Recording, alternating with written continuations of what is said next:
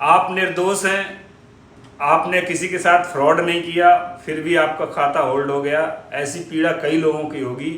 या तो वो कियोस्क वाला हो सकता है कि उसके पास कोई आता है, बोलता है 1 लाख रुपए नगद दे दो, बोल 90,000 दे दो, 10 तुम रख लो, तो 10 की लालच में दे देते हैं और वो साइबर फ्रॉड का पैसा होता है, हमारा खाता होल्ड हो जाता है। कई बार उधारी चुकाने के नाम पर भी सर भेज देते हैं, उधारी चुकती नहीं है और खाता होल्ड हो जाता है। सर ऐसे जो निर्दोष लोग हैं जिनने कोई फ्रॉड नहीं किया, उनका खाता होल्ड हो गया, उनको कैसे खाता अपना अनहोल्ड कराएं? केला खाते फांस लगना।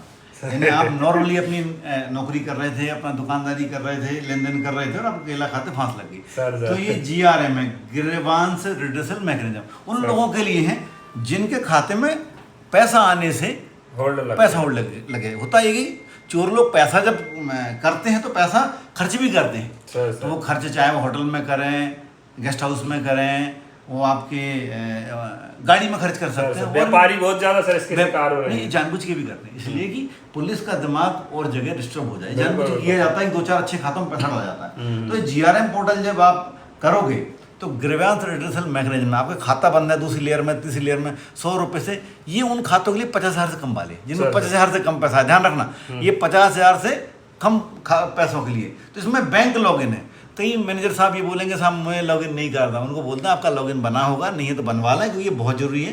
क्योंकि सारे जो धोखाधड़ी होती है बैंक के कस्टमर के साथ ही होती, तो एक बैंक के लिए उनका विश्वास जताने के लिए उनकी बैंकिंग में बहुत जरूरी है ये मैनेजर जो बैंक लॉगिन। ये देखिए, ये बैंक वाला, ये बैंक का फाइनेंशियल इंस्टीट्यूशन, फाइनेंशियल इंस्टीट्यूशन के लिए अलग टाइप का प्लेटफॉर्म होता है, थोड़ा सा उनका सिक्योर होता है, जो उनका सिस्टम होता है उसके लिए।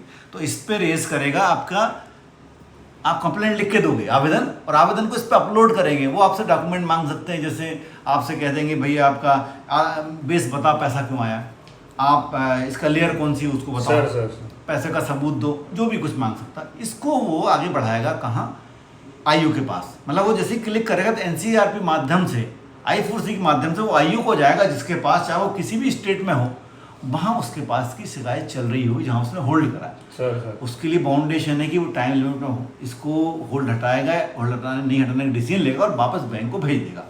इसमें वो कई बार संतुष्टि के लिए वीडियो कॉल कर सकता है IU। बैंक वीडियो कॉल तीनों को लेगा, फरियादी को, जिसका खाता बंद हुआ, बैंक को और IU, तीनों वीडियो कॉल पे आएंगे।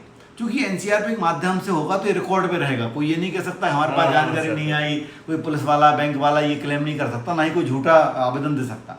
वो जाएगा वापस, अगर खाता नहीं खोला गया, लीन नहीं हटाया गया, फ्रीज नहीं हटाया गया, तो फिर अपील में जाएगा। ये अपील जिले के अधिकारी के पास जाएगी, चाहे वो SP हो सकता है, SP हो सकता है। तो उनको भी बाउंडेशन एक समय अवधि के अंदर, 1 हफ्ते के अंदर, कि इसको खोलेंगे या नहीं खोलेंगे।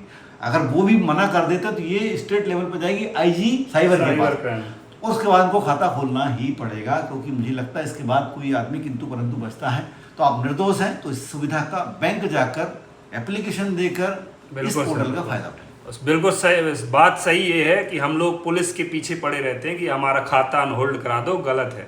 आपको बैंक के पीछे पड़ना है, बैंक मैनेजर के खोपड़ी पे चना भूंजने हैं जब तक आपका खाता अनहोल्ड ना हो जाए। अगर खाता होल्ड है तो उसको खुलवाने के लिए आपको पहले मैनेजर के पास जाना, वहाँ फॉर्म भर कर देना है, मैनेजर प्रोसीड करेगा सर जो बता रहे, उसके बाद आपका खाता अनहोल्ड होगा। इसलिए इस बात को भी ध्यान दें और अपना खाता अनहोल्ड कराएं। जय हिंद।